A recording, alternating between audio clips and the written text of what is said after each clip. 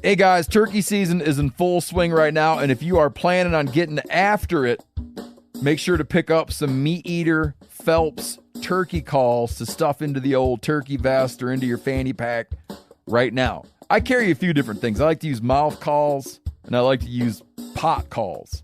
Mouth calls or diaphragms, I like them because it gives you hand-free calling, meaning when you're working a bird up close, you can have your gun on your knee, finger on the trigger, ready to roll, and still be making turkey sounds. I like pot calls because I just like pot calls. I enjoy calling with a pot call. Whatever direction you go, including a box call, which I don't personally use too much, but they're fun and great, and I started out with them. Yanni, on the other hand, one of my main turkey hunting buddies, he loves box calls. And what's funny is I'll now and then look to him and give him the look that means get out your box call and find us a turkey. So it's not that I don't like him. I just have Yanni use his. Then I don't have to carry it. Go to Phelps Game Calls. Get calls that are made in the USA and get calls that'll get them close. Find yours at phelpsgamecalls.com today. Start it. Very intro. Yep. Hey, I'm K.C. And I'm Tyler. And you're listening to The Element Podcast.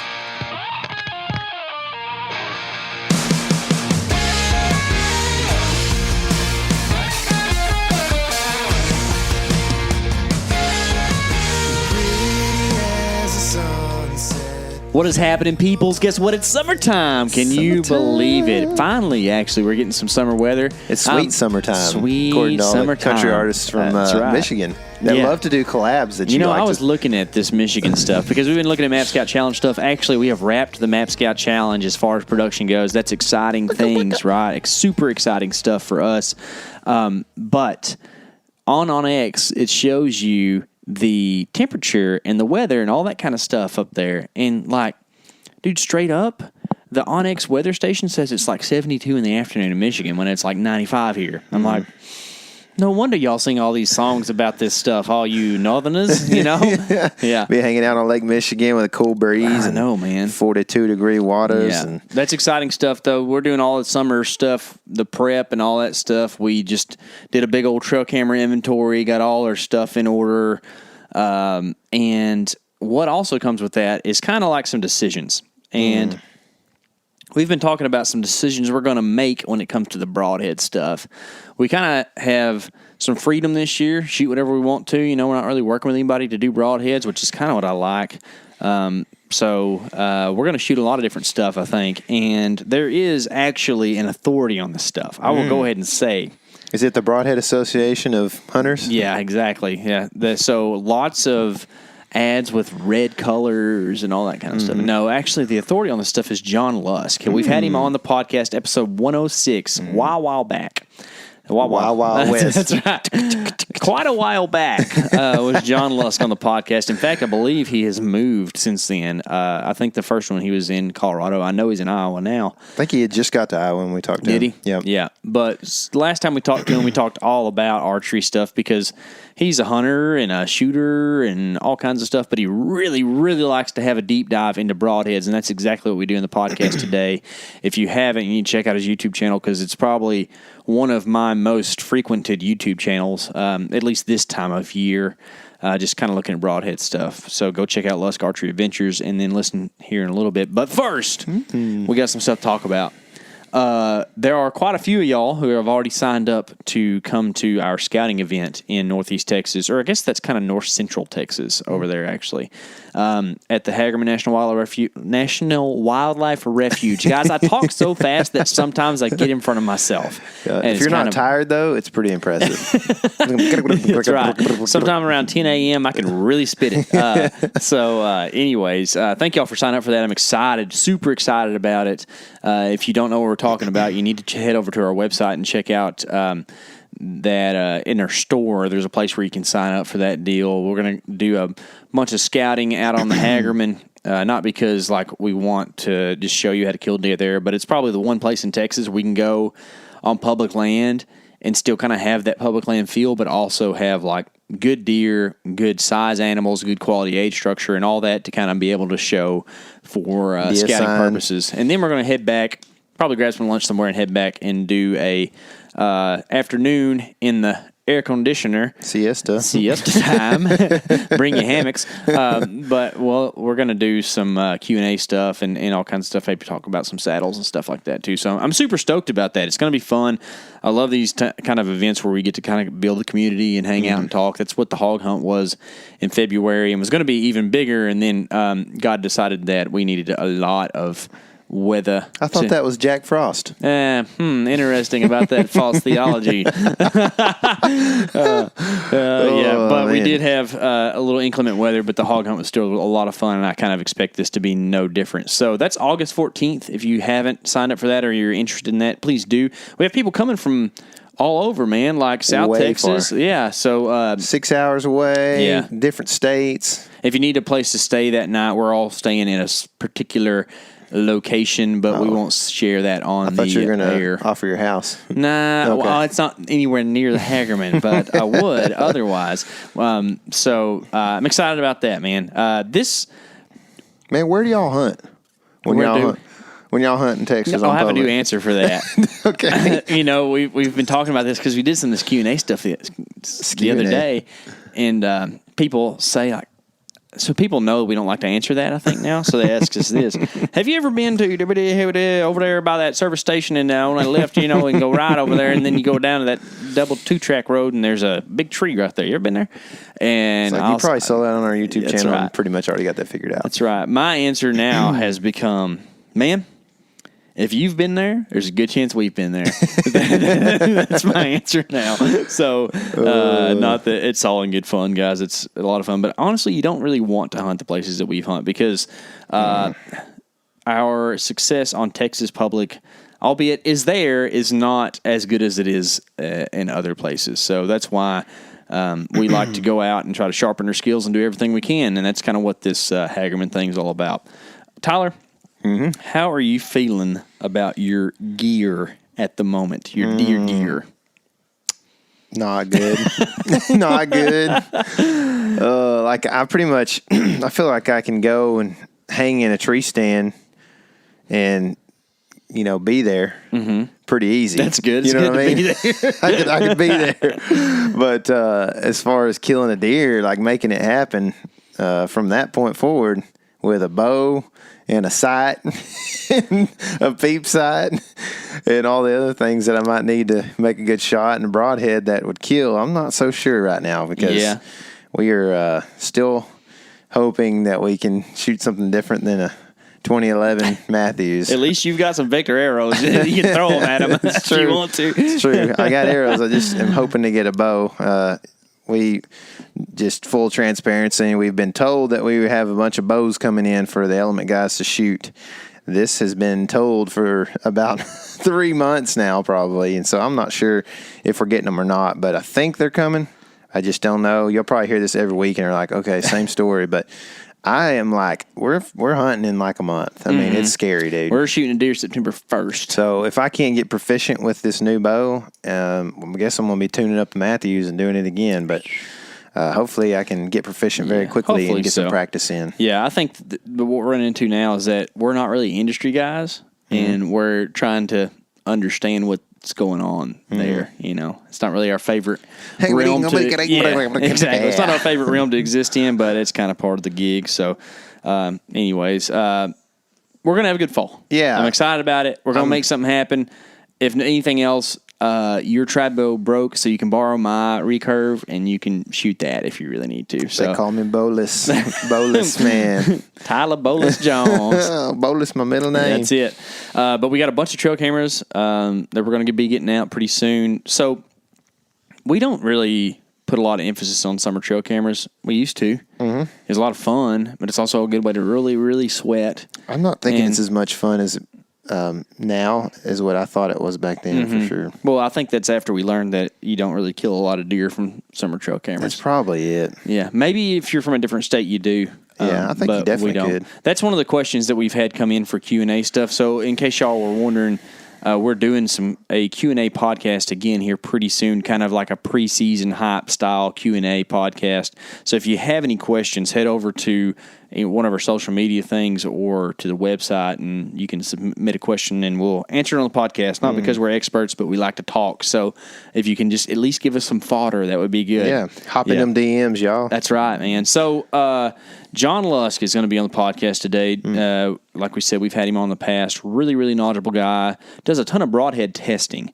And, I've kind of fiddled around with that a little bit, but nowhere near what he has. And quite honestly, man, like, I've figured out that everybody has to they have X amount of time, and you can fill that time with whatever you want to. And I'm by no means saying what John doesn't have value. It has a ton of value, but it's not something that I can do because I don't have enough. I can't subtract time from other things I'm doing to do that. So I really appreciate. You're not lusky enough to be able to do that, right? Yeah. Oh, lusky lunge. You're not lusky enough to have enough time to do that. That's right. So he really goes through a really cool testing process and works really hard at this stuff.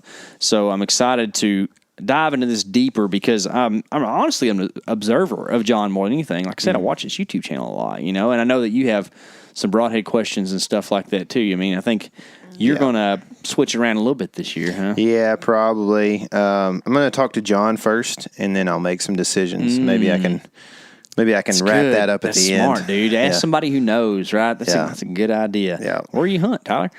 Well, I can assure you, if I've shot a broadhead, then you probably shot a broadhead, or whatever the saying is. That's right. That's right. Well, guys, we are on the downhill for hunting season. Yes. So I'm stoked. I'm glad to be doing this stuff, though, because it's the stuff that kind of leads us into that hunting season. I mean, whenever you're talking about tipping your arrow with something, you're getting ready to do some shooting and some killing. So let's talk to John about what broadheads we should check out. Real quick, before we get to John's interview, I wanted to make sure and reiterate the fact that we are doing that scouting session.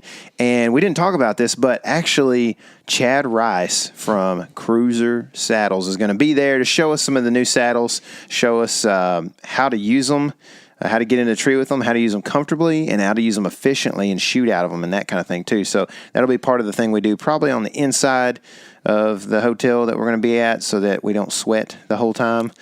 Chad has us building a fake tree for him or something.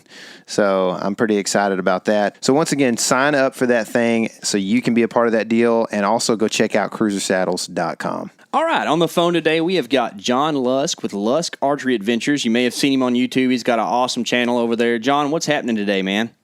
Hey, it's good to be with you here again. Thanks so much for having me back on. Absolutely. It's been a while, right? I was trying to remember, when was the last time we talked? It was February of 2019, I think is what it was. Yeah.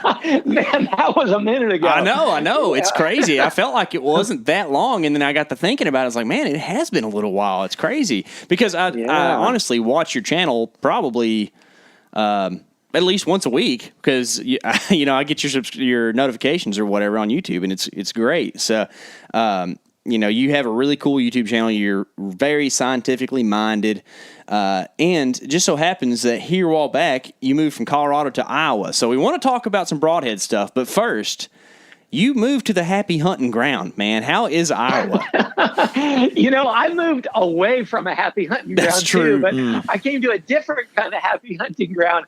And I'd be lying if I didn't say that factored into my decisions. We've been in Colorado for so long, like a total of 15 years, but once for 5 and then once again for 9. So this last time we were there for 9 years and we were ready for a change. Although I loved all the different species that I could hunt there in Colorado and, the scenery and everything. But when we were looking for a new place, we wanted a smaller city and I really wanted good hunting. And so, we looked in Southern California. I'm like, nope, not on the hunting. And then there was Southern Texas and a lot of great hunting down there, but it was really hot. And, it wasn't like my wife didn't really like that. Then Iowa and Des Moines, I'm like, okay, whitetail mecca of the world. Here we come. So, yeah, I've been loving it. We're here almost 3 years now. And at first I didn't have residency for the first season, so I couldn't hunt. But the last 2, man, I've been so enjoying it, from the whitetail to the turkey. I mean, I get spring and fall both covered like that. Yeah, absolutely, man. That's awesome. Are you I know that you kind of are a dedicated bow hunter when it comes to big game, but with turkeys, do you whip out the shotgun or do you go archery as well? No, it's bow only for turkeys. I just love it. I mean, I love the challenge. Sometimes, not being in a blind, I love that challenge. It's a little harder to film, though I've done it, at different times. But then sometimes in the blind, and I like it both ways. I really do. But yeah, Iowa has just been good to me, turkey hunting wise.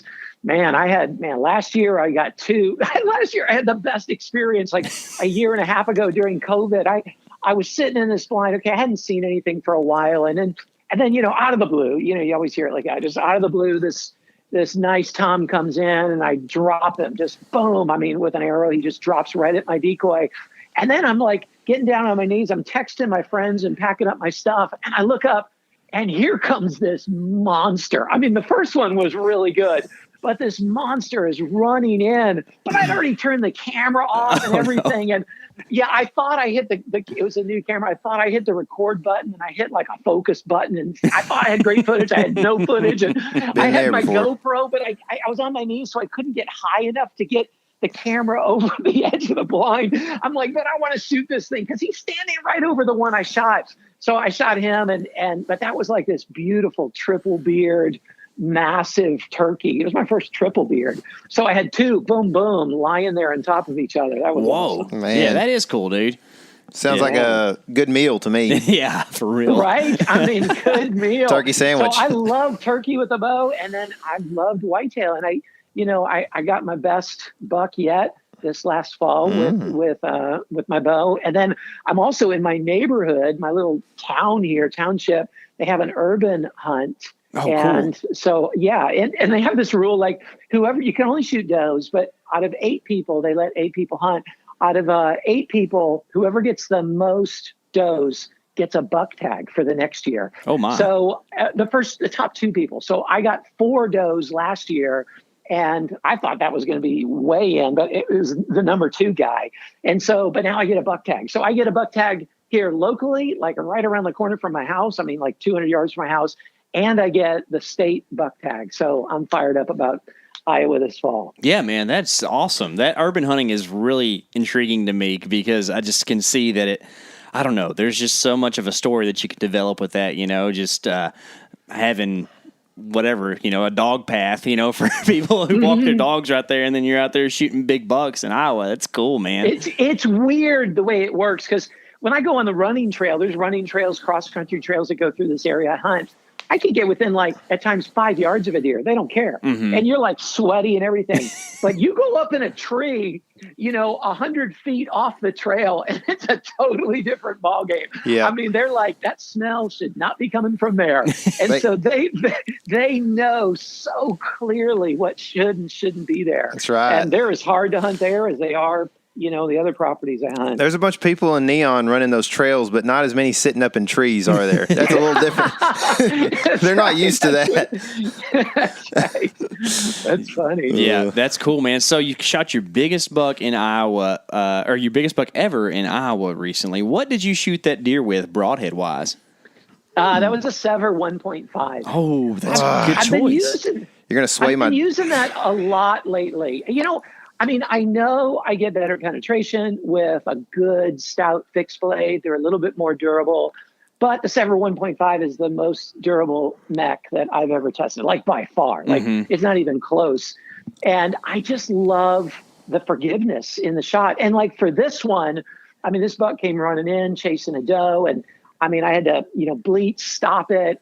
And it was like 30, just over 30 yards. I had this tiny little window above a branch, in front of a tree. He's kind of quartering toward me, but, and I'm nervous as all get out. I'm like, oh, look at that thing. Don't look at it. Don't look at it. And I'm like, and so I was really glad to be using the Sever because I just know it's so forgiving. I mean, I could be a little jittery or something and it's going to fly like a field point. So anyway, it worked out really good for me. Yeah, and I'm glad to hear you say that because Tyler and I were talking about that this week. The thing that people, there's this push nowadays, and it's validated because people have been shooting, 6.8-inch cut ridiculous broadheads for a long time, and they just don't quite do what they need to sometimes. But One of the things that the fixed blade professors tend to kind of ignore is that exact thing you're talking about, is the hunting scenario side of things. Like you get in that situation where, maybe bow torque is just inevitable. And whenever you've got a decent fixed on the front, that can definitely, impact your arrow flight. So I think that that's a huge point to make. Even a guy like you who is, I've watched your channel. I know how you think. Like, fixed blades are awesome, but in that scenario, it makes total sense to where if you can find a mechanical that's reliable, that's going to be more forgiving, just like you said. Yeah, it's a small enough cut that it's still going to penetrate well for a mechanical, but a big enough cut that I get a nice wide cut. Like a 3-blade 1 1/8 inch, that actually is going to cut more tissue, like 1.68 inches of cut, whereas a 1.5 inch mechanical, you're getting 1.5. I guess you get like the cross blade too, like the ferrule tip has another 5/8 of an inch. But anyway, they're similar that way. But that 1.5 inch wide cut, I found that the width of a cut is much more important in bloodletting than the total tissue cut. Like when you get a wide cut, what I found is when the animal moves around, that cut gets bigger. Like the tissue stretches and a wider cut just gets wider. But with a smaller diameter cut, even with 3 blades, it's a small hole and it's circular kind of. It doesn't stretch as much and it gets plugged up with tissue much more readily. And so, shot placement's everything. And that's 95% of the game at least. And any head's going to kill something if you get the right shot. But I have had a number of smaller fixed blade heads plug up much more than I've had with a wider mechanical. So everything's a trade-off in broadhead selection. Yeah. So I know you're up there hunting pretty big bodied deer in Iowa.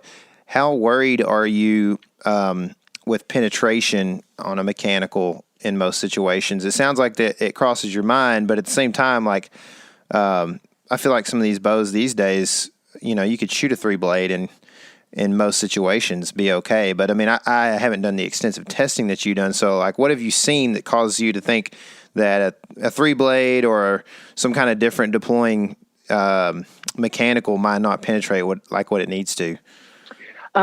Well, they are big bodied, and if it's like a quartering shot, I get a little bit concerned about the penetration, or, a shot, if they're, directly under my tree stand, I get a little concerned about the penetration. But like a 1.5 inch mechanical is going to penetrate just a little bit less than a larger 3-blade. So, it depends on the 3-blade, but still what I found is like my goal is first goal is one that's really accurate. Because again, shot placement's 95% of it. Then the second goal is I want a good chance at a pass through. Like that's imperative. I want 2 holes. That's, to stack my odds in that. And then third thing is I want the biggest cut I can get and the widest cut I can get while still accomplishing the first 2 things, the accuracy and that penetration to get a pass through. So that changes based on the animal that I'm hunting or my arrow weight selection or shot distance and stuff like that. So,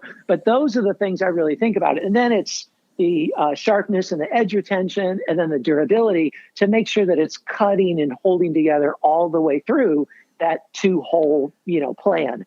So that's what I try to find the balance of. And I really like the Sever 1.5 for that reason. But there's a lot of other heads that I like too. Sure. And, yeah. I use fixed blade heads too. Why is 2 holes so important? I like it for bloodletting. And so, like, some of the places that I hunt, and how it is, they can run a long ways really fast. Like, it's crazy how fast they can go and how far they can go.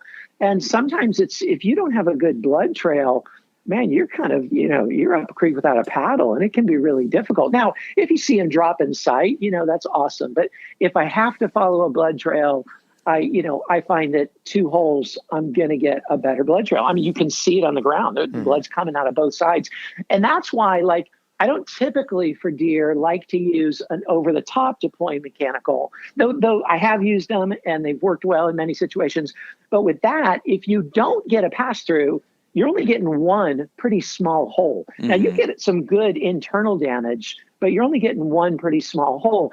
If you use a rear deploy mechanical, you're going to at least get one big hole. Like you're guaranteed that. Now, if you get a pass-through, you get two big holes.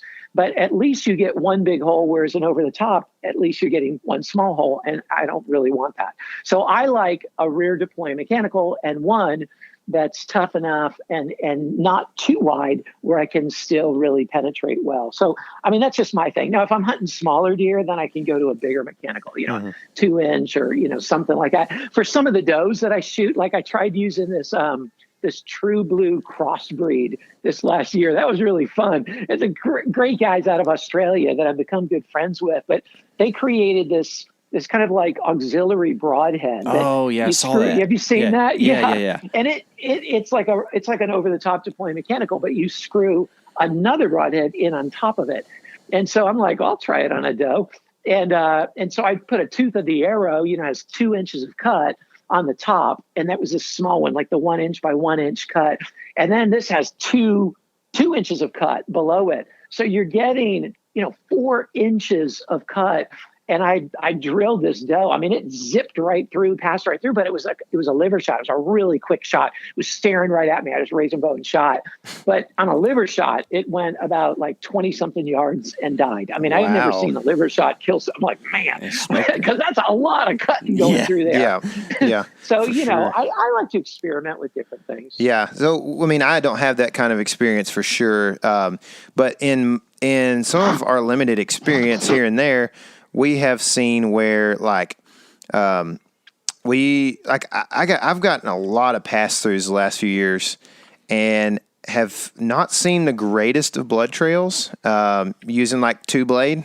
And I'm just wondering why that is. And these are fixed blades. So are you, is it the instance where that particular cut is just closing up because it's such a sharp broadhead and it's such a slim, why is that? I guess that's what kind of cutting. Yeah, what's your cutting diameter? I think they were 1 1/8 and then 3/4 bleeders or something like that. Yeah. Oh, they had bleeders too. Yeah. Okay. So, well, that's good having the bleeders, but again, it's kind of like I was saying. Well, first of all, again, shot placement is huge, and that doesn't mean it's all up to us. Like whether a deer has inhaled or just exhaled and you hit the lungs makes a difference in how it's going to bleed and how the blood, how the blood's going to come out. And I mean, every anatomy on deer is different. There's some that you go, man, I double lunged that thing, and you see it on video and you go, but never recovered it. I mean, what in the world happened? Like sometimes just stuff happens or they move a certain way, and the broadhead veers off course, right as it hits, they jump, and you never even know that, but you hit it in the right place. So shot placement isn't only up to us. There are weird things that happen, but when it comes to bloodletting, nothing is as important as shot placement. And I've shot deer with a 2-blade, 1 1/8 inch single bevel that, I mean, blood was everywhere because it was coming out of its mouth, but not much was coming out of the hole itself. But that's where I go back to the width of the cut. I mean, that's what I found, that if I'm getting like a 1.5 inch, width cut diameter, and it has a little bit of a cross because of that ferrule, that thing is going to open up really big and it's not going to close up. But a smaller hole, arrow zips right through. There's going to be internal bleeding, but that hole's pretty small and that tissue can move just a little bit and it's plugged, it's covered. And so I've seen that happen a number of times, and that's why I prefer a wider cutting head. So I've shot a lot with, there's a big single bevel rage right now.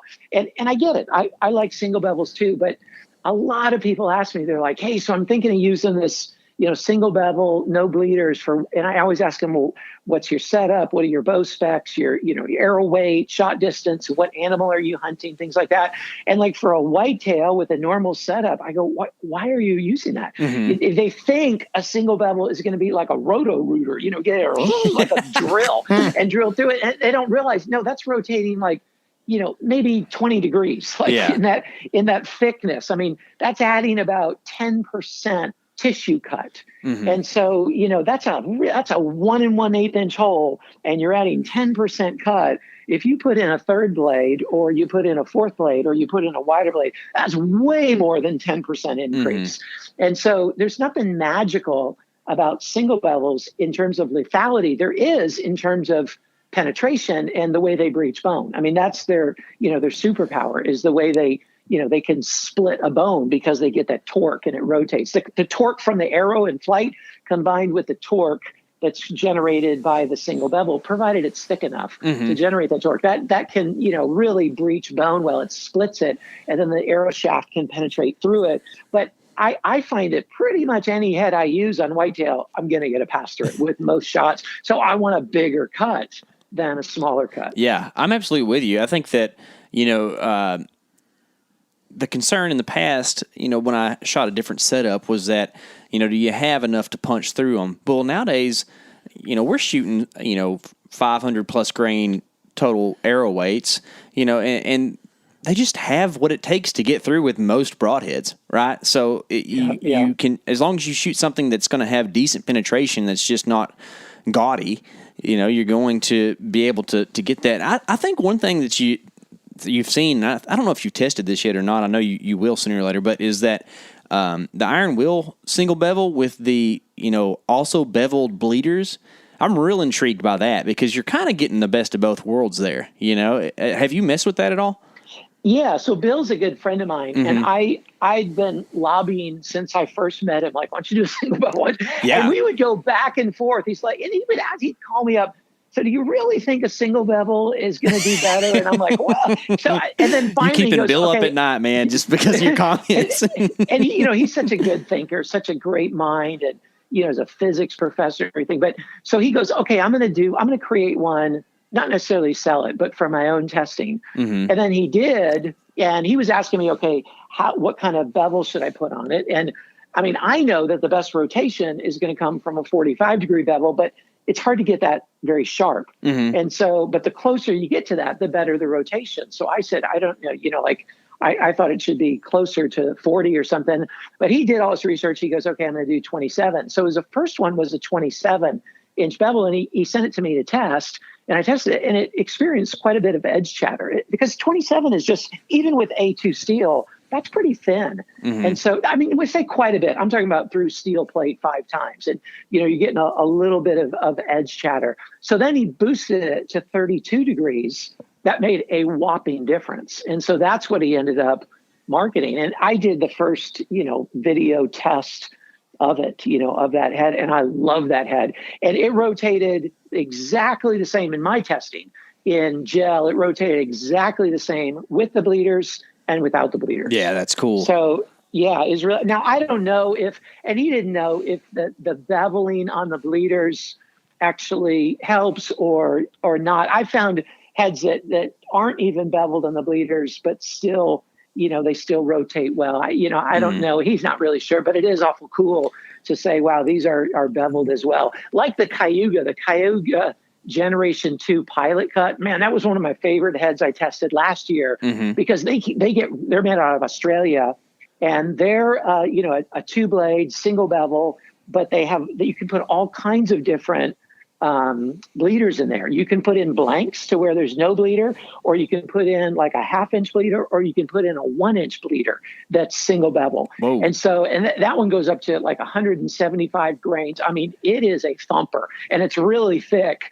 And so, yeah, like that, I like that modularity of being able to switch out different sizes of bleeders and different bevels of bleeders within that broadhead. That was pretty cool. Yeah, that is cool. I've looked at those a little bit and kind of wondered, with the exchangeable bleeders or replaceables or whatever you call them, and what it's like on a single bevel to have, beveled main edge but not bleeders, and vice versa. Now, this is a question that's kind of baffled me a little bit, and I'm sure you've done a little bit of testing, but if you are to make a true single bevel, at some point in time, like the tip of the broadhead ends up being flat as opposed to pointed, right? Am I thinking about this right? Kind of like the old bones or whatever. Like you end up with just like 2 bevels that come together, from each direction, and you end up with a flat edge on the front. It might be sharp, but it's not pointed.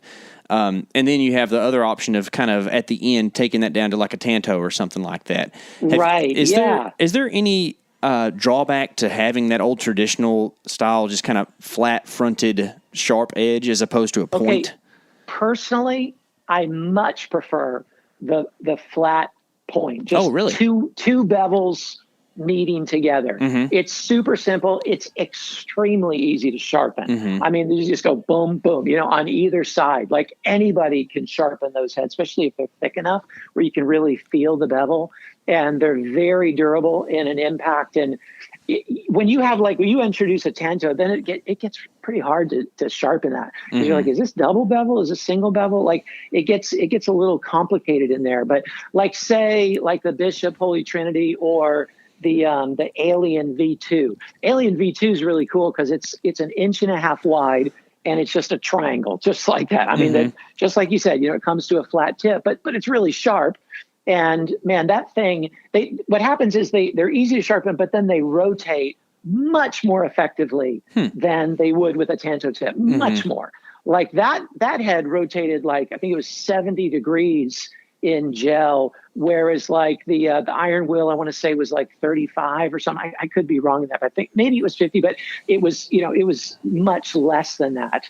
And so I found that if your goal is to get more rotation, then having that, like the VPA, the new VPA single bevel, it has that same thing, just the two blades, and it really doesn't affect penetration. Like people think it does, but it really doesn't. Like if you're pushing it, this is what I found. This is like a big controversial thing, but if you take and I've seen tests like this, they'll take some hide or a hide simulant, and they'll have like a gauge, and they're pushing the broadhead through it, and they're seeing by hand. They see how much pressure it takes to penetrate through the hide, and so they'll see like with this type of tip, man, it just pushes right through.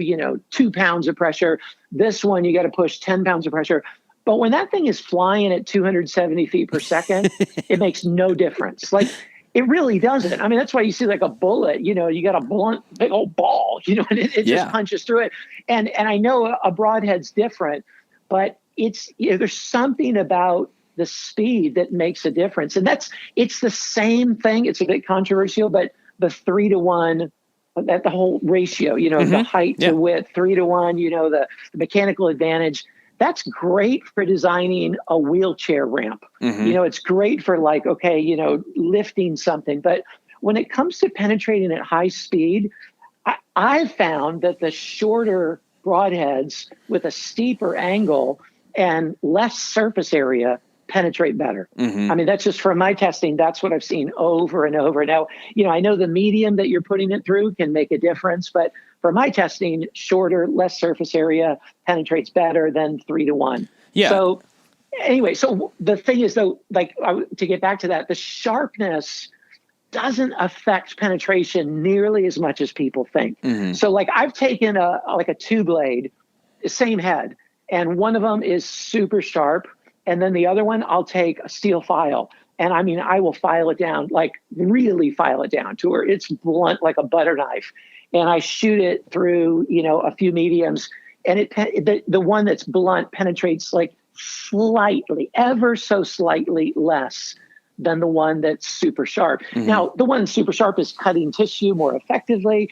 But the point is that the penetration comes a lot more from the momentum than it does from the sharpness. And so edge integrity is much more important than felt sharpness. So if you have a tip that's like, maybe you have this little cool Tanto that's really pointy, you go, man, that's really pointy, but then maybe that makes it weaker. And because it's a thinner bevel, and if that gets dinged up on impact, that's going to penetrate way less than a head that has those 2 blades or those 2 edges that come together, because it's a stronger steel, it's thicker than it, because it's not gonna get dinged up, and that edge integrity is gonna allow it to penetrate more effectively. Yeah, that makes sense. You mentioned mechanical advantage a while ago, and I had this discussion multiple times with Isaac Smith at Vector Custom Shop. He's an air builder, and he's a real smart guy, and he has studied a lot on the Ashby theory and all that stuff. And we were discussing, and he made the point like that 3-to-1 mechanical advantage probably really holds a ton of merit when it comes to, shooting 190 foot per second projectiles out of a trad bow, but nowadays with modern equipment, that's kind of skewed a little bit. But I kind of wonder where that is there a new mechanical advantage to go by? You know what I'm saying? So like with our modern equipment, is it feasible for us to just shoot horizontal bladed broadheads? Kind of like almost like a decap or something for turkeys. You know what I'm saying? Like, yeah. Could you just send a something that looks like a T pretty much in through a deer that as long as it's sharp and exit? Like where does it end? Yeah, it's funny because I've heard different things about that. But overall, what I've come to believe is that the angle matters a lot less than people think. Mm-hmm. I mean, that's overall what I think. Like if it can be almost horizontal, just a little bit of angle, and it still penetrates really mm-hmm. well. I mean, it does get a bit better as it gets narrower, but not as much as people think. So it's more like how it looks and how people feel it's going to penetrate mm-hmm. than it is actually the penetration. So that's what I think. Hey, overall. Everything in archery is marketing, man. We all know that. Yeah. Okay, like here's another way you can see it. Say in the Sever and other heads that are like that same gator style of heads, you have those little wing butts. Okay, the butts of the blades, the opposite. Those are the ones that are pushed, on impact, and they flip they swing the blades open. And if you look at it from the top, those little wing butt things are like over the blade for about, like an inch of it. Mm-hmm. And so you go, well, then what's actually cutting that? How is that flat, blunt wing butt covering the blade? How does that penetrate? It does. Like I'm just telling you, it does. And I do the penetration test, and it out penetrates a lot of other heads that don't have that, because it's not as important as what people think. Mm-hmm. So like I said, Isaac from Vector is a pretty sharp dude, if I could say so myself. Handsome, but also sharp in mentality as well, okay? And Isaac knows what's up when it comes to arrows as well as broadheads. He has made some really, really cool stuff, and we're super excited to shoot him this year.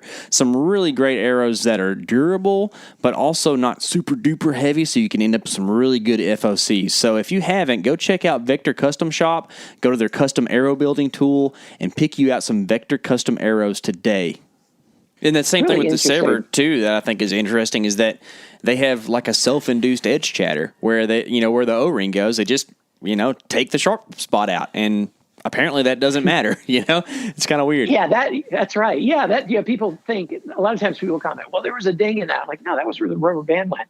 Yeah, because the big thing with the Sever is they make up for that a lot with that, the ability of it to swing. And so if one blade hits a bone, it can swing around it without veering off course, and it can penetrate really effectively. And then the back part, what's really unique about that head is the two back edges of the blades they touch each other, and they have if they hit a really hard impact, they have a little bit of an angle to them, a little bit of a bevel, and they'll slide over each other. And it's a pain because they get stuck open. Yes, but that's its beauty. And I've had to take pliers and pull them out. But that's its beauty. That's why they don't break, because one, they lock open when they do that. The only other mechanical that, to my knowledge, that locks open is the afflictor, because it's considered barbed if it doesn't lock open. Mm-hmm. But the Severs, if you pull them backwards, they'll open up, but they lock in their full position and they just swing like that. But two, if they hit something really hard, they have that little bit of ability to absorb it by the back ends of the blades rolling over each other. So that serves as a shock absorber and keeps the blades from breaking. So it's really interesting how that works. So can you talk about and explain for those who might not know what the difference in a front deploying and a rear deploying head is, and then how, or if that makes much of a difference in penetration, and how that makes a difference? Yeah, that's a really good question. And each head is a little bit different, but in theory, there's the heads like, say, the Grim Reapers or the Schwackers, where the blades are tucked up at the top and there's a little bit of an arm that's sticking out. And upon impact, that arm is forced backwards from the tip of the broadhead back to the back of the broadhead. It folds out, it flops outward. And so at impact, it has a really small hole, just that hole that you see, the diameter of the head in the closed position. But as it drives through the animal, those blades open up and they start to cut more tissue.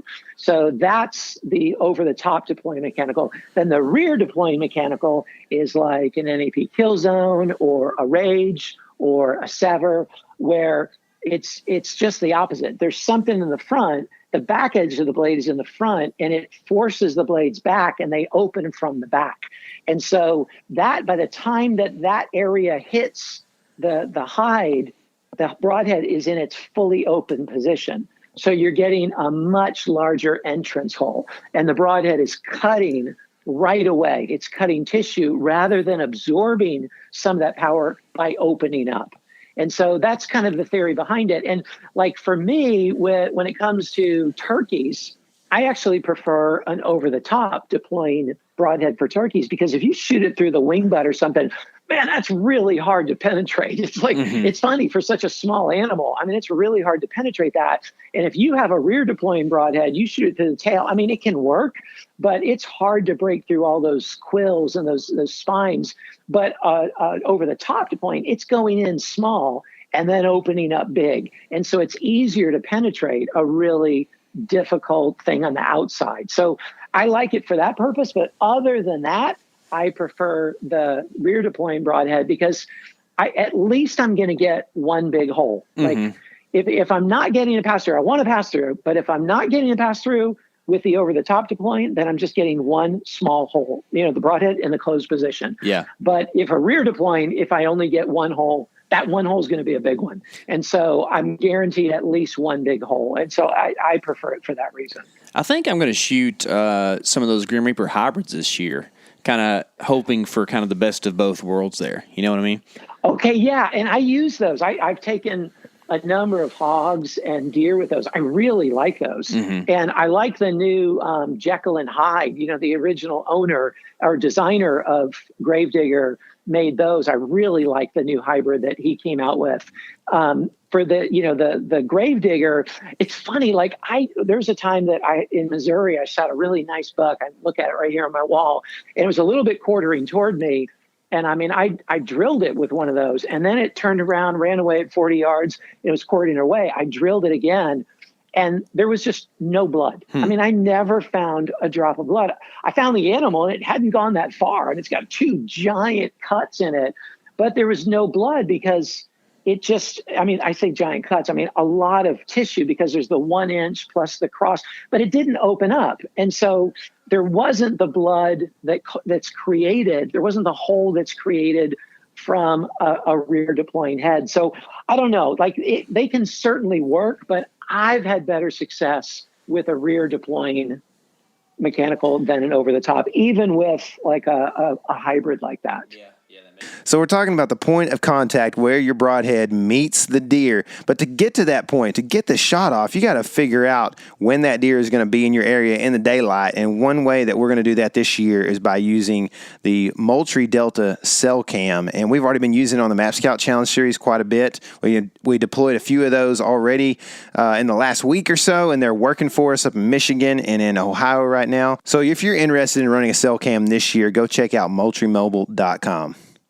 So I have, speaking of mechanicals, I started out kind of like a lot of people did and shot rages because, that's what's marketed the heaviest, I would say. And had some, some good stuff and some bad stuff, whatever. But since just a lot of experience, I now pretty much have a complete and total embargo on any aluminum ferrules on my broadheads, whether that is, fixed or mechanical. Am I totally off the mark there, or what do you think about aluminum on broadheads? Okay, that's a really good question. And I've gone back and forth. There was a time that I didn't know any better, and I never even thought of it. Then there's a time that I was like, okay, steel only. And then as I've tested more and more, first of all, the aluminums are not all created equal. There's a big difference between 60-61 and 70-75. I mean, a significant difference. So, a lot of the times they'll say aircraft aluminum because, most people don't know. They say, oh, they built a plane out of this, which is true. But its resistance to impact is much greater in the 7075 aluminum than it is the 6061. So, however, even the 7075, that's stronger than some steels, but not most steels. Mm-hmm. So it's not as strong. However, I've shot these, aluminum ferrule heads into steel plate. I just did it just yesterday with a Grim Reaper Whitetail Special.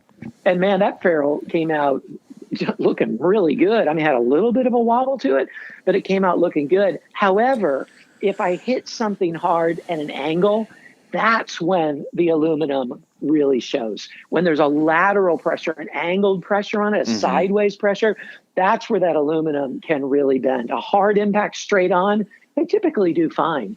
But from an angle, they don't typically do fine. So I prefer steel or titanium. I'll go with titanium. But then again, the design makes a difference. I mean, you look at some ferrules and they're extremely vented. Like maybe they have 4 blades coming out of them. So it's like super vented. So there's not that much material in there. Well, if it's really vented and it's aluminum, oh man, that makes a difference. Or if it's really long, well, then it's not going to be as durable when it hits at an angle like that. So if it's really long and really vented, like say an NAP, like Killzone, I mean, that's really vented and really long, and it's aluminum. So you go, that may not be very good, not as good as steel. But you can have a really short, stocky, not super vented aluminum, and just by its geometry, it's going to be stronger. So it's not just the materials, it's the material plus the design, the geometry, the amount of material there is. All that makes a difference in the overall durability. Yeah, dude, you know so much about this; it's ridiculous. I know. I feel like I'm being too nerdy. No, let's go, dude. Your viewers are tuning out like this. No way. That's why we got you on, because you know this stuff and I love it. I just don't quite, I guess, have the passion to go as deep as you do on this stuff. So it's really cool that you do that. So it's really cool. And with that, so you test broadheads primarily on your YouTube channel. You do a lot of other stuff, right? But that's kind of what you do, on a day in and day out basis, as far as your contribution to the YouTube world, it seems to me. So, and you've gone through this testing process for quite a few years now and done a bunch of different stuff. But I was telling you off air earlier, I really feel like you've got this thing nailed now for what the rigors you put broadheads through is. So can you tell us a little bit about the development of a testing process for broadheads and kind of why you are where you're at on that? Yeah, that's a great question. You asked a great question, but thank you for Thanks, that. Thanks, man. Appreciate that. They're very long is the problem. That's funny. I think about this stuff a lot. Okay, being an engineer, I mean, I have a degree in civil engineering. Not like I studied broadhead design as an engineer, but it teaches you how to think like an engineer. And so I really do have some things in mind when I'm creating the test. My first broadhead test video, I won a Bishop dicing drill on Archery Talk. It was a little giveaway, and it was a random draw. And then the guy said, hey, I had a few bow hunting videos. He said, hey, maybe do a test of it and show it on your video because you won it. I'm like, okay, I'll do that. And I didn't know what to do. I shot it through a pumpkin. I shot it through, I had a 2x4. I'm like, I'll shoot it through that. I had a frozen shoulder of a hog. I'm like, let me shoot it into that. I just kind of had fun and shot stuff. Yeah. And that, but then I posted it and people liked it. And then I'm like, hey, why don't I? And from then, that was about 5 years ago. It's evolved so much because I'm always thinking, what's next? What's next? My goal is this. I want to provide real data points, consistent data points with which you can use to compare one head to the other. So that's the goal, comparative data points. So you can compare head to head. People ask me all the time, why don't you test these on real animals? Well, I put up a broadhead test video at least once a week. I don't have 50, 60 animals that I can shoot, to test. Should have moved to Texas, John. I know. I didn't, bro. Let me tell you, with hogs, 365, 24/7. Believe me, I thought about that. My dream place to live is in the hill country of West Texas. That's I have an aunt who lives in Kerrville. Man, I would just love to live in that area. Yep. Yeah, beautiful. But anyway, so I want Like I want comparative data points. And with animals, one, I don't have enough animals, but two, even if I did, there's no comparative value. Like you can say, look, this head punched right through the shoulder. Look, this head broke on the shoulder. Yeah, well, the different shoulders have different geometries, different bone densities. They hit at slightly different angles. They're not all flat. And so it's good to see what happens, but you can't compare that head to head. And I see people saying this head's stronger because it, made it through this animal. This one broke on an animal. I go, you can't say that. You have to have homogeneity. You got to have consistency. You got to have uniformity in the tests if you're going to compare them. So my goal is to provide comparative data. So the number one rule is the tests have to be consistent as possible. Mm-hmm. So that's what I do. All my test mediums are consistency. One of my challenges is if I change from like I change my test a little bit from 2020 to 2021, well, then it's hard to compare the data points with 2021 with those of 2020. Exactly. Because they're a little bit different. It's a content dream because now you just get to redo all your old tests. I know. If I have enough broadheads, I do that. But sometimes it's hard to get the broadheads again. Somebody donates a pack or something. Mm-hmm. I just have one pack, so I can't do it again. But yes, some I redo like that with the new protocols. But so first of all, it has to be uniform. And so like I do a penetration test. And one of my penetration tests, I want it to simulate an animal as much as I can possibly do while still being uniform. So I use a 1/2 inch of MDF, medium density fiberboard, to imitate bone. I used to use plywood, but then plywood has knots and it has grains and it makes a bit of a difference. I know MDF can sometimes not be as uniform, but it's more uniform than plywood. And so I use that, and then I surround it with 2 different layers, one in the front, one in the back, of 2/3 of an inch rubber foam mat. That's to simulate hide. And then behind that is Clear Ballistics FBI grade gel, which, it's designed to exactly simulate tissue, human tissue. Mm-hmm. I know in a broadhead application, it's not as effective as it is like in a bullet concussion application, because the gel can tend to stick to the broadhead, the shaft and the blades, whereas in an animal, it's lubricated by the blood and the fluid. So it's a little different, but it's consistent. And the clear gel is kind of cool because you can see the broadhead go into it. Yeah. So I test all of them like that, and I see, okay, how well do they penetrate? And I'll mark I'll measure the penetration as well as the total tissue cut, and like the cutting diameter. When is it opened? If it's a mechanical, when does it open to its full length times the number of inches that it penetrated, and I get the total tissue cut. So you can compare different heads. You go, well, this big giant broadhead, it made a really big hole, but only penetrated 4 inches. Yeah, but it cut more tissue than this smaller head that penetrated 8 inches because the cut. So, so I provide that so you can compare it. Then I have another data point that I shoot them through layers of cardboard. I really like that consistent. One. That's one of my favorites, man. Yeah, exactly. Because the consistency, and it's the one that you can just straight up compare all broadheads, mechanical or fixed, on the same scale right there. I love it. Yeah. And I'm trying to, there's little things you go, how do I get the cardboard layers to stick together? Finally, I came up with this idea of just getting 4 big old F clamps. And they're I got them on Amazon. And so they just cinch the cardboard together. It's easy to unscrew and take them apart, and I'll just count the layers and you see it. And it's an amazing test because, okay, like the Exodus, I tested the Exodus. I just posted that video last night.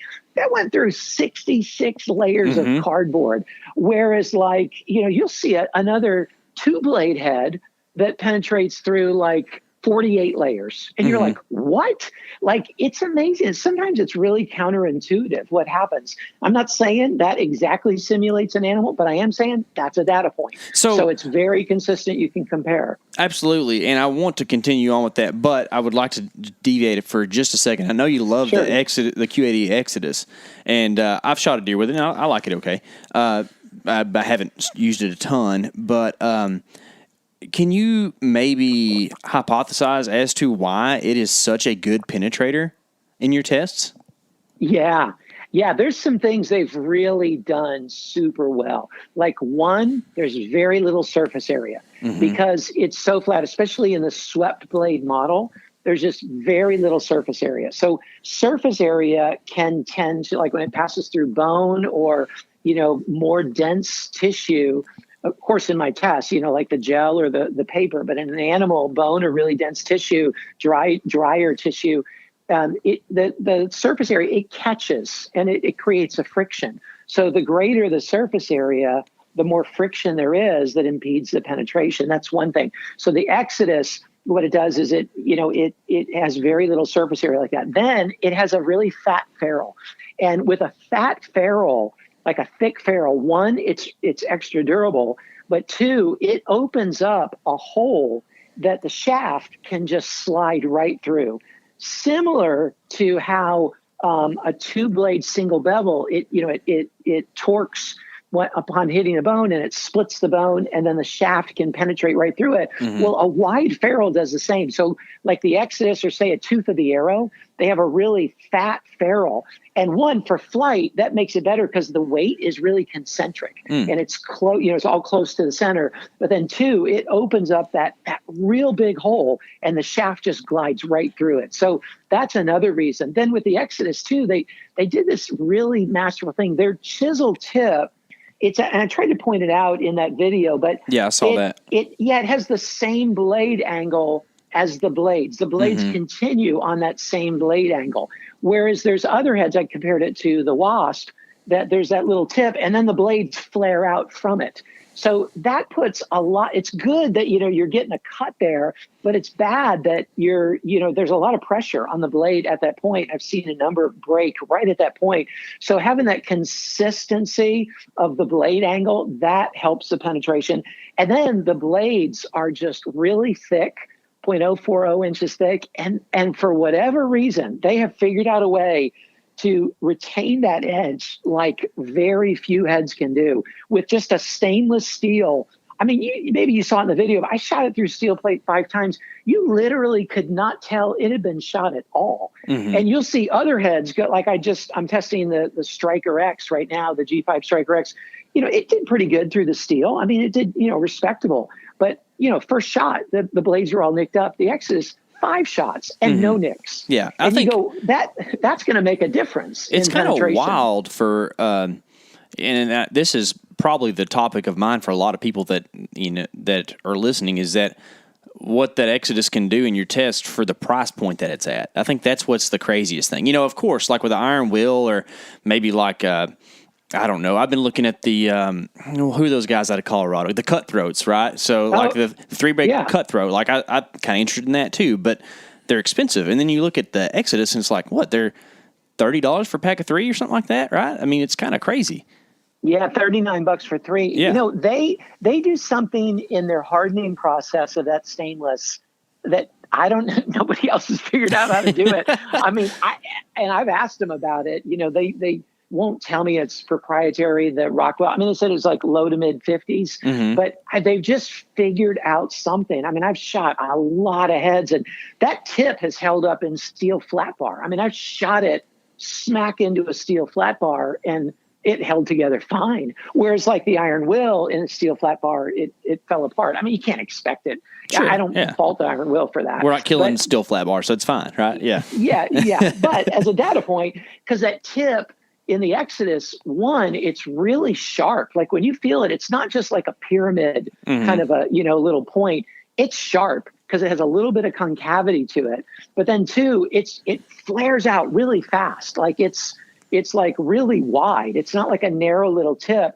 So with that width, it starts the cut really well. And then it just continues through the blade length. I don't know. They've got it down. I wish they made a 4-blade, but they have no That'd interest. be cool. They're like, they know they got a good thing, and they're just like, QAD doesn't make a lot of new stuff, but what they make really well. Yeah, they've got the end. Keep running it. For real. Yeah, I mean, you make the rest that everyone uses, and then you make a really good broadhead. I mean, you don't really have to do a lot more, you know what I mean? It's true. Yeah, others are like, let's do this. And I love that too. I mean, I love the companies like Grim Reaper that they've got, more different models than any other company. And they're a mom and pop shop, a family-owned business. But I love all the different designs. But I also really respect we got one and we do it really well. And then that those blades are replaceable. So to have a broadhead that you can shoot through steel plate, the blades do not nick at all. They can hold up in concrete. Even the blades hold up in concrete. And you can either resharpen them or replace them. You go, whoa, like you would expect some durability like that in a single piece construction of, tool steel or something, but you can't replace those blades. I mean, you can resharpen them, but you can't replace them. So it's just amazing what they've been able to do in that head. So this is our main show podcast, like the one we're doing here with John, but we also have another podcast series called Public Pins. It's a podcast we're doing with OnX to really explain how we use their mapping tool to find places we think we can hunt big bucks in the fall, okay? Their tool is awesome. It has so many features that really help us determine where deer might be living, bedding, feeding, all this other stuff, right? Tyler, what is your favorite public pin? My favorite public pin. This is a PE part, but I liked the secondary creek crossings because it's kind of something that not many people talk about, and I like. Ooh, is that one even out yet? I don't know. I can't remember. You need to make sure and check that out. Those come out on every Tuesday at 6 a.m. So get up, go for a little run, and listen to Public Pins, and go download the OnX mapping app today. So let's talk a little bit about some of the newer things you've added to your testing protocol. I don't remember what you called it, but there's an instrument that you're using to test sharpness with a piece of monofilament string. Is that correct? Okay, kind of. Okay, so somebody referenced this. Like I was doing a push paper test. So I'd shoot it through a medium, and then first I do the out of the box sharpness, and then I wanted to do an edge retention test. So I would push paper over it. Well, it's some people would say, well, that didn't cut the paper really cleanly, and well, you pushed too hard or you pulled the paper tighter. And I mean, I'm not doing anything on purpose, but sure. Yeah, I mean, there's some subjectivity to it. There's some human error, whatever, lack of consistency. So somebody told me about this Edge On Up. That's what the company Edge On Up makes, this sharpness tester for knives.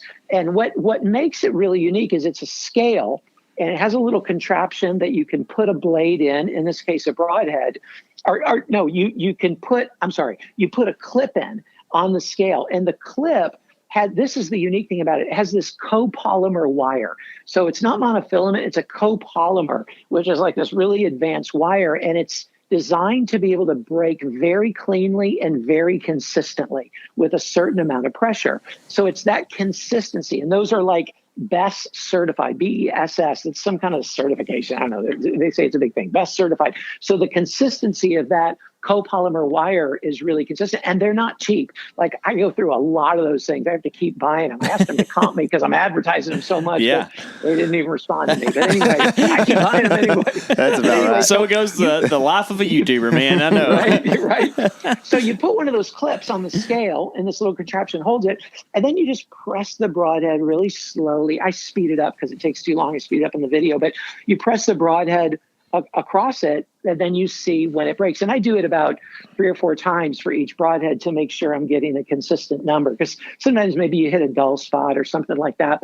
But so I do that, and then so it gets the initial sharpness very consistent, and then I do it after penetration test 1. So the reason I do it after penetration test 1 is everything goes through the exact same medium, and some penetrate an inch or 2 farther than others. But the difference is only in gel. And that's not dulling the broadhead very much at all. Whereas if I did it after the cardboard test, like I said, the Exodus goes through 66 layers. This other head goes through 45. Well, that's not fair to do an edge retention test after that. The Exodus is penetrated through 50% more layers. So it's really consistent with after first penetration test that I do with those materials. So then I do it and I see, well, how much of the sharpness has been lost? And then I come up, that measure is in grams because it's grams of pressure needed to cut through the copolymer wire. But then I have a scale of 1 to 10, and I always describe this in the description box of every video. But I have a scale 0 to 10 of the sharpness and of the edge retention based on those grams of pressure that it takes to break through the copolymer wire. So it's much more, is it perfect? No, but it's much more consistent than a push paper test. Yeah, sure. I'm a little confused, I think, on what you're doing sometimes, not because of your own fault, but because I don't realize which videos are from what year and stuff, right? But I know it. I ought to write that. I've thought about doing that. That's the bummer about YouTube. Like, I get a lot of people saying, bro, get a new mic. Well, they're looking at something from like 5 years ago. I'm like, yeah, that was like my handy cam in my backyard. I've I know, a lot. I go, hey, yeah, thanks for the input, but I've gotten better. Are you doing the stroke of the arrow test anymore, or is that gone by the wayside and been replaced by this? That's been replaced. So that's been replaced. So now I just measure it after penetration test 1. Gotcha. So rather than stroking the arrow, because some people are like, you're pushing harder on the arrow on this one. I'm like, I'm not. Like, why are you using an arrow? And man, that took a lot of thought to find a medium that would really test the edge. I used antler. I used bone. I used skull. I went through steel. I went through some cardboard. And then for some reason, and not all shafts, but the Easton Hex shaft, within 5 strokes, it really separated those that held their edge from those that didn't. But still, this test is more realistic. It's much more consistent. And again, that's what I'm always trying to improve upon, is the consistency. And I'm open. Like, I'm already thinking of 2021. Okay, what am I going to do for 2021 or 2022? Is there something I can improve upon?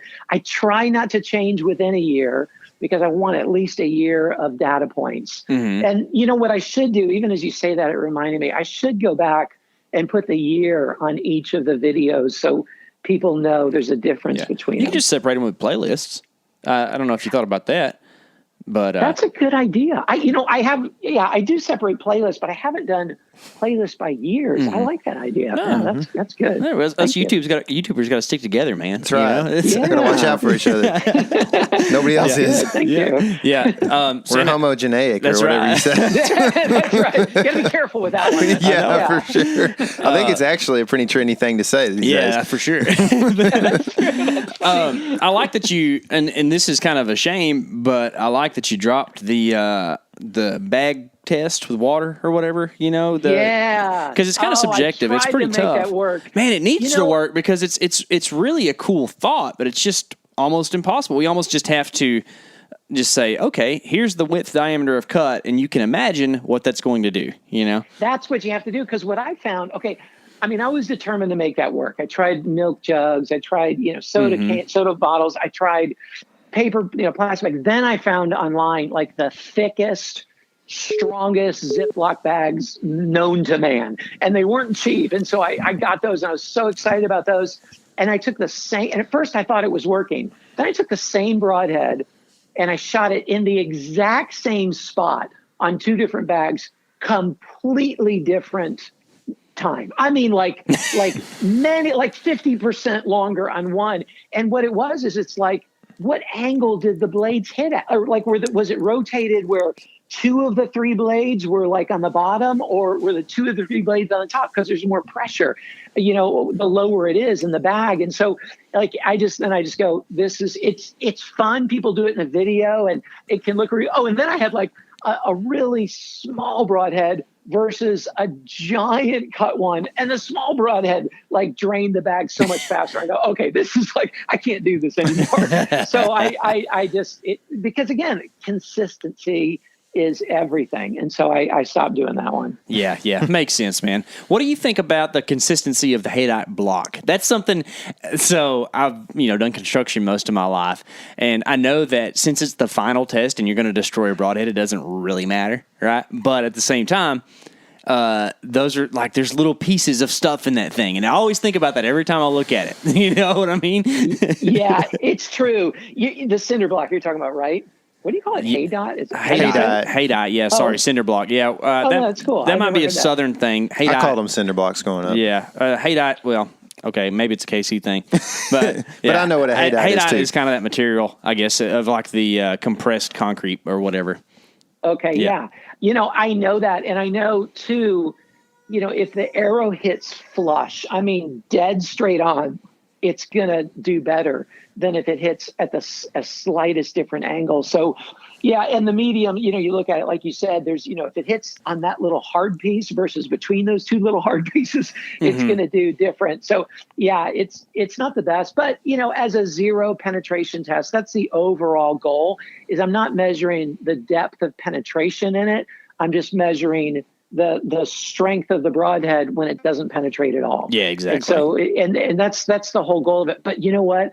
I mean, and so I have this broadhead box. I had my buddy construct one that I shoot the broadhead through this box, and I put a top over it so the arrow won't bounce out of it. And it hits the cinder block in the back of this box. And so it's about, maybe 3.5 feet long. So I'm thinking, well, this is really safe. Yesterday, I shot a broadhead, and it goes straight in and bounced out like the insert. It came off the insert, the epoxy, whatever, it came out. And the broadhead, or the arrow, came back exactly straight. I mean, there was no wobble, and it flew right past me. And I was like, okay, crap. You almost got impregnated with a knock. I stopped. Like, I couldn't test anymore that day. I just was like, I don't know. I got to do something. And so I was asking a buddy, what to do. And he said he had built this little cage out of chicken wire, really compact wire, and made it like a ground blind with a thing to shoot through when he was shooting through at a heart. I'm like, I don't know if I want to do that. But anyway, that scared me. I've had them bounce, and I felt like pieces of the cinder block or even pieces of the broadhead have come back and hit me. Nothing serious, but just a little bit. I wear glasses. But that was like the shaft coming straight back. Like, that was weird. I mean, it has to thread this needle to come out of that broadhead box with no wobble. It was just, but I don't know if God was giving me a warning or Satan was trying to get me. You never know, right? Yeah, you never know. Who knows? It might have just been some broadhead company that didn't like your testing process. That was just setting you up. I do get some of that, too. I do get some of that. So tell us this, John. What are some of the newcomers that you've been impressed with in the broadhead world? That's a good question. Let me say this. I really respect pretty much any broadhead. And I don't mean that, I mean that in all sincerity. In my earlier testing, and that's another reason I should date it, I was too harsh with some of the broadheads. And here's a guy, it's somebody's dream, and they've done their best to create something. And I want to be respectful, because the fact is, most broadheads are going to be lethal with a great shot. I mean, that's just the reality. I'm splitting hairs, and I'm, getting into these comparative data points, and they're important. Like, because if you can get a head that holds up to a concrete block versus one that doesn't, why would you not want the one that can hold up to a concrete block? So, it's a good thing. But what I decided to do was create data points, so I'm not having to give as much subjective things like this is terrible, or, I would never use that. I can let the data points speak for themselves. So I try to do that. And so I'm saying, any broadhead, I try to respect and try not to badmouth it and stuff. But I have been really surprised with some of them. The Sever really surprised me. Like, when I did the original 2.0, I thought it was pretty good. Didn't penetrate that well. The tip, wasn't that strong. But then they made some changes. And when I first shot that 1.5 into concrete 3 times, and it held up fine, and through steel plate 5 times. I mean, I haven't had any mechanical able to, like, an afflictor held up through steel plate, I think, once. And that was really impressive. But it's so rare that a mechanical can do that. And it did it 5 times. That was like one of those blow away, oh my gosh, this is revolutionary kind of a moment in broadheads. Then there's others, like I decided to do some budget broadhead testing, like just cheap Amazon heads. Yeah, that's and cool. Some are just cheap Amazon heads. Crap. But there's this other one, it's made by D-Power. You go, what's D-Power? I don't even know. It's not like deep power, or is it not like Deer Power? D-Power, one word, DEEPOWER, just sold on Amazon. It's a Chinese company. But man, they made this single piece construction 3-blade. That thing, man, it held up through steel. It was as good as any I tested. And it cost like $5 each. Well, you just sold a bunch of those, apparently, on our channel. They sold out. I mean, after I posted that video, the broadheads on Amazon sold out. Boom. I mean, they must love me over there. And then they don't exist anymore. You can't get them now. No, they still do. No, oh, okay. Now they've made more and they're back there. Yeah, a lot of people use them and love them. I couldn't believe it. I'm like, gosh, it shows you how much money is put into marketing and stuff like that, because there's somebody can just like do it for really cheap. But anyway, that sometimes a really cheap one will impress me like that. So yeah, those have been some, like in terms of revolutionary design, like I don't know if I've seen a design like other than that, maybe like the Saber. I go, that's kind of genius the way those back arms lock. There's some that are really good that I've been impressed with. I don't know if I've been like really shocked by some, but there's always some that I was shocked with the what's it called? I just drew a blank. The Ramcat.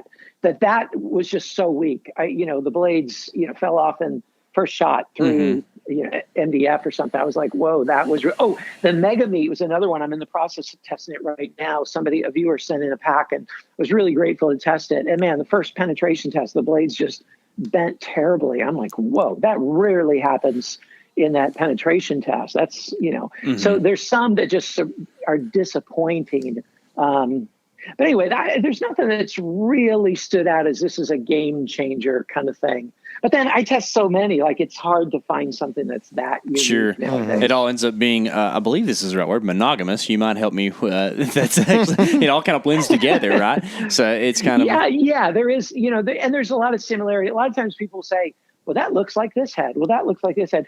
Well, there's only so much you can do, with a piece of metal on the end of an arrow. There's going to be something that it looks like. Because, they're all just, there's thousands of broadheads and there's going to be, and they do copy, different things and stuff like that. But yeah, I like testing to see how the different materials compare to each other and the different bevel angles. And, I like seeing things like that the most. So let me ask you this. We kind of need to wrap it up because I don't feel like we need to take too much more of your time, but we really appreciate, all your knowledge and stuff, man, and your friendship and just, it's just cool what you do. So I really appreciate it. But so for the common guy, you've went through the gamut of, like you just said, Amazon heads as opposed to, the most expensive stuff out there, which I think those bishops are about as expensive as it get.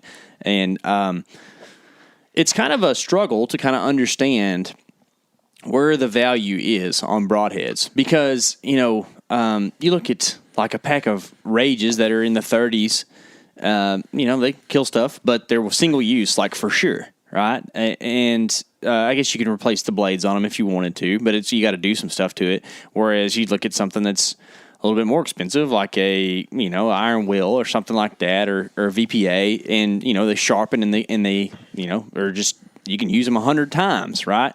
And then you got the bishops on the high end and yada yada. So, do you think that like the premium broadheads are for everybody, and that's a good idea, or where do you think value is in broadheads? That's a really good question, and I say that a lot, but that really is a good question. Maybe it's because it's true, John. Maybe that's the deal. It is true. But here's the deal with that is every value is a function of everybody's individual budget. Mm-hmm. And so it's really impossible to say, like people ask me all the time, is this worth it? Why would you pay that much for it? Like I heard one time that Bill Gates, if he dropped $100 bill, it literally would not be worth his time to bend over and pick it up. He's wasted 3 seconds and he would have made more money walking, during that. like everyone's budget's so different. You could say the same thing about a car. Do you really need that truck? Because you could get this little car for $12,000. Do you really need that Mercedes? But everyone's pocket is, different depth and budget is different. Do you need that elite carbon bow, or can you really get it done with, a Bass Pro Special kind of a thing? And that's why I like that there's choices. And so, to one person, they go, gosh, $100 for 3 broadheads. That's the same amount of like kind of quote unquote money spent as someone else spending $10 for 3 broadheads in their, according to their budget. So it's hard to really compare it. Is there a value? Is there an increase in quality with price? Most of the time, yes.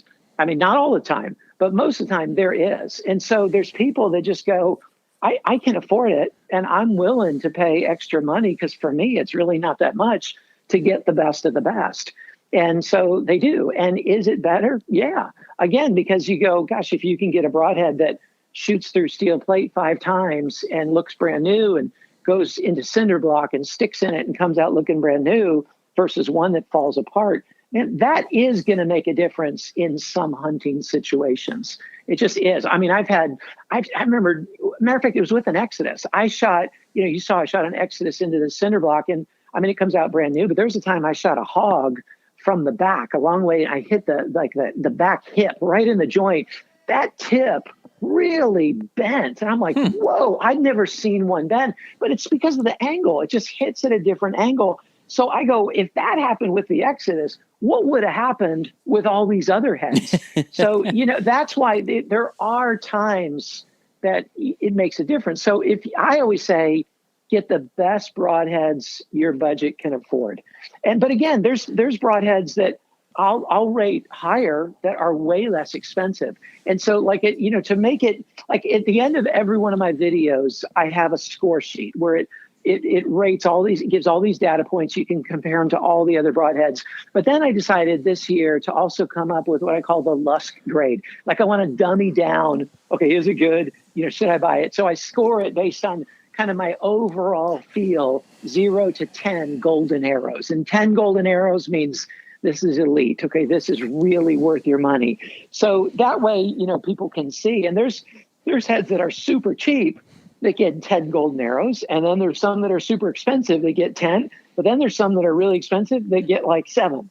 And so, it's not always equated with price, but there is a difference by and large with that.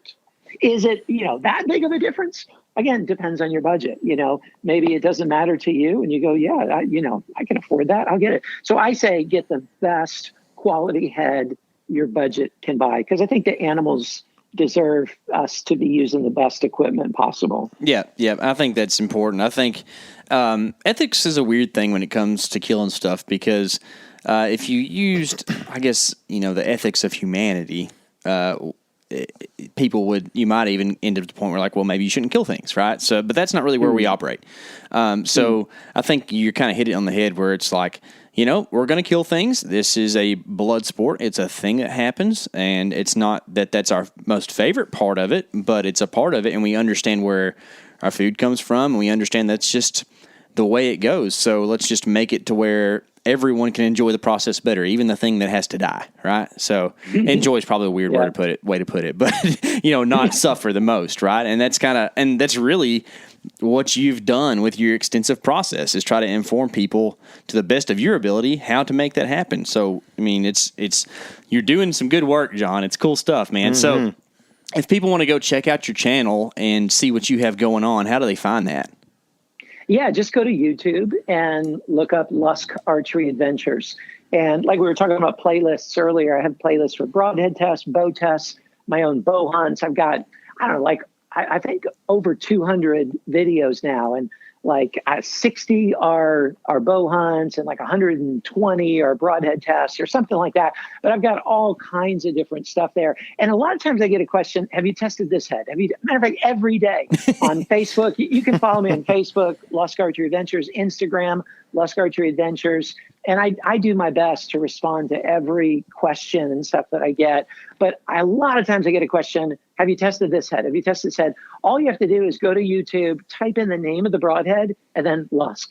And if you do that, then it's going to come up if I've tested it. So that's kind of a good way if somebody's wondering, hey, what about this head? Just type in the name of the broadhead and my name, and then it'll come up if I've done a test on it. But yeah, just check me out on YouTube, follow me on Facebook, on Instagram, and I'm putting out, 1 or 2 videos a week now. And so, hopefully it's just providing helpful information to help people to harvest game more effectively. Yeah, absolutely. We'll link to all that stuff in the description below. And man, we really appreciate your time today, John. Yeah, thanks, John. Thank you. Thanks for having me. It's great, catching up with you guys as well. I appreciate all that you're doing. You guys have a great show, great information, and it's an honor to be a part of it. Man, John got me wanting to shoot a sever this year. Ooh, John's got me wanting to shoot, man. Dadgummit. He's got so much cool stuff going on, man. And I appreciate how scientific he is about things, and how I guess maybe it's not scientific because he doesn't. We talked about this today because we're doing a really cool experiment we can't tell y'all about right now, but that'll come out soon. Anyways, to use scientific method, you have to have a hypothesis. So what John is doing instead is just accumulating data, which I think is really important because it just lets us make our own hypotheses about what he is doing. And I think what's important that he really does a good job of is he remains neutral on everything and gives everything a chance. And I don't know if he said this in the podcast or off podcast, but I'll go ahead and say it. John said that back in the day, he was a little bit hard on stuff, but nowadays he thinks that every broadhead's cool because somebody worked at it and made it and kind of tried to innovate. And I think that's neat, man, to appreciate the innovation of people and people just trying to do something new. The old classic line is that Edison tried to invent the light bulb a whole bunch before he ever got it right. And it's well, if you have to make a whole bunch of guitars that don't make any sound until you finally make a guitar that, has 6 strings and sounds really good. It took all those bad things to make the good thing. So it's okay if a broadhead comes out and it isn't that great the first go around. I definitely would subscribe to that methodology, but I also have a question that I would aim towards you. What about the company that is a conglomerate that just wants to make a lot of money and that's all they care about? I think that those things weed themselves out. Yeah. That's what I think happens. They do, especially these days in this consumer market. But still, I just feel like man, sometimes some of these conglomerates need to understand that there's something wrong with this product, Yeah. So, not that they're going to understand that through the Element channel or whatever, but I think it's good to truthfully and maybe gracefully put out the fact that something is wrong with the product. I think it's okay, But I definitely... What you trying to get at here, Tyler? I think I like what John says. I do. And I want to try to be... you wanted to put out there. No, I don't think so. Do I have one? I don't think you do. No, I just thought maybe you would... Okay. No, I don't have anything. You've never experienced broadhead failure as far as I know. Mm-mm.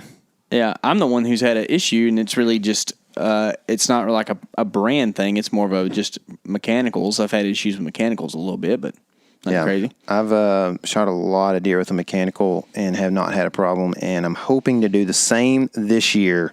I'm actually probably going to be shooting mechanical most of the year, if not all the year this year. So I actually went and bought some Grim Reapers the other day.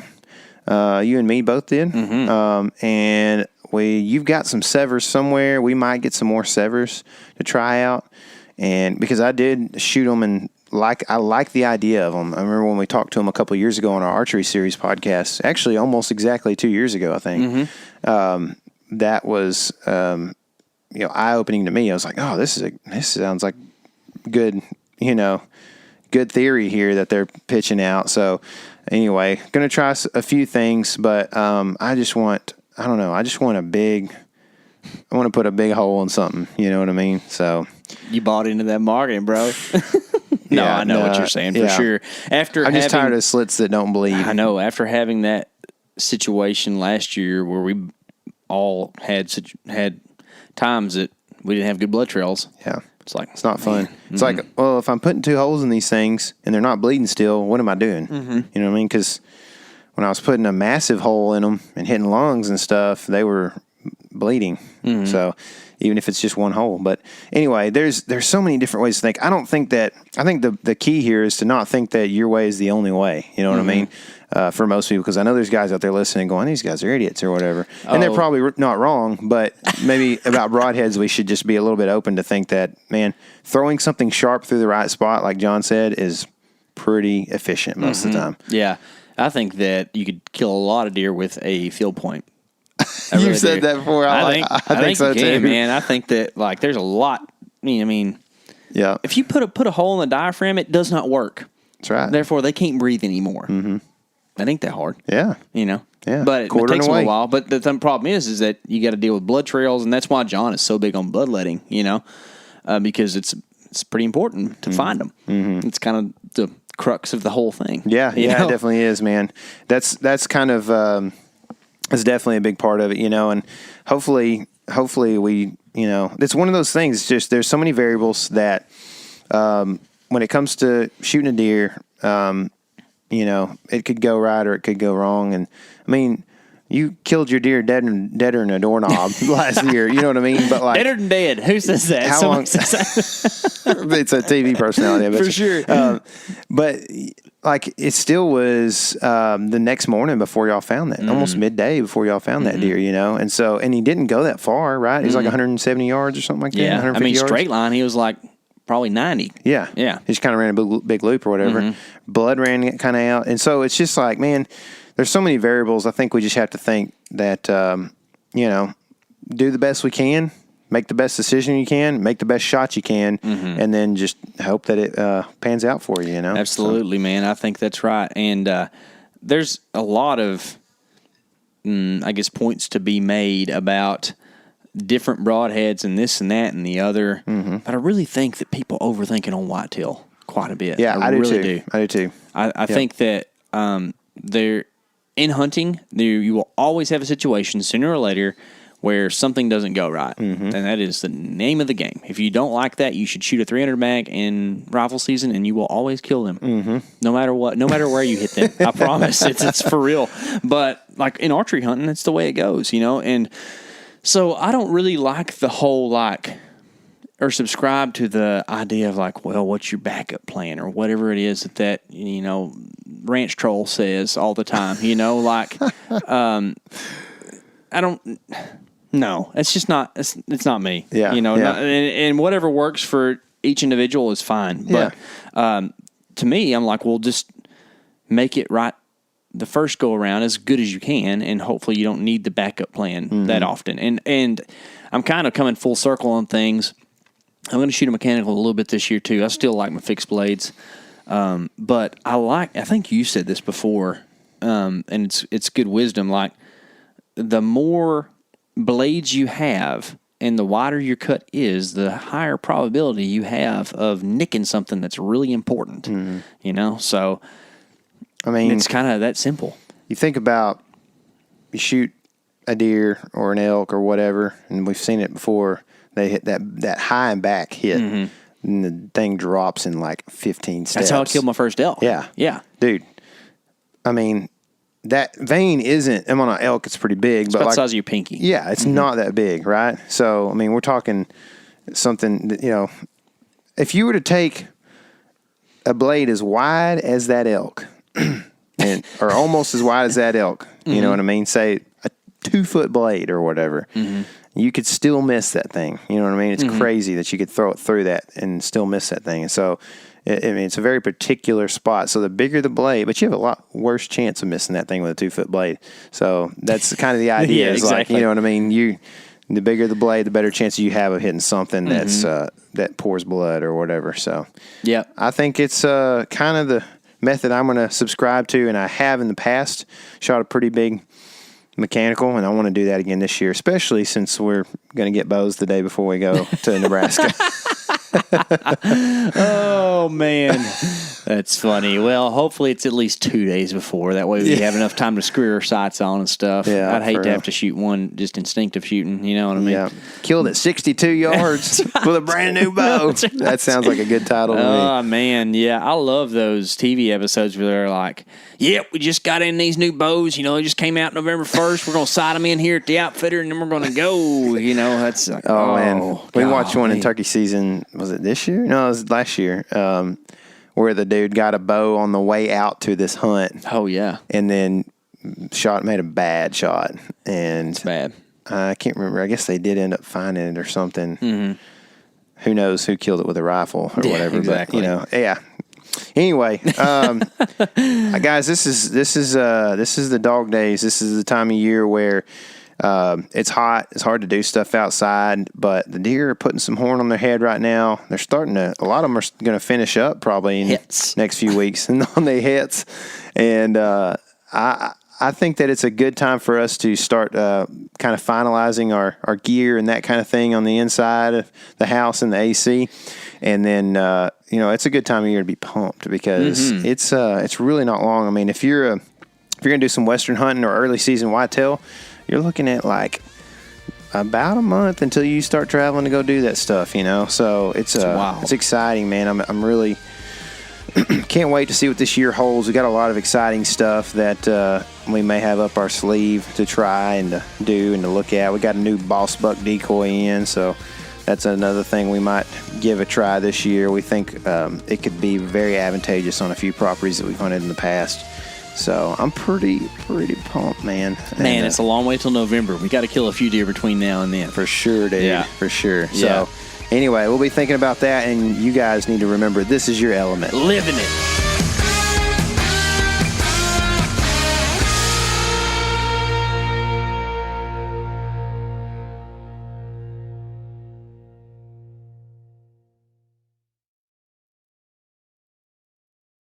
Hey guys, turkey season is in full swing right now, and if you are planning on getting after it, make sure to pick up some Meat Eater Phelps turkey calls to stuff into the old turkey vest or into your fanny pack right now. I carry a few different things. I like to use mouth calls, and I like to use pot calls.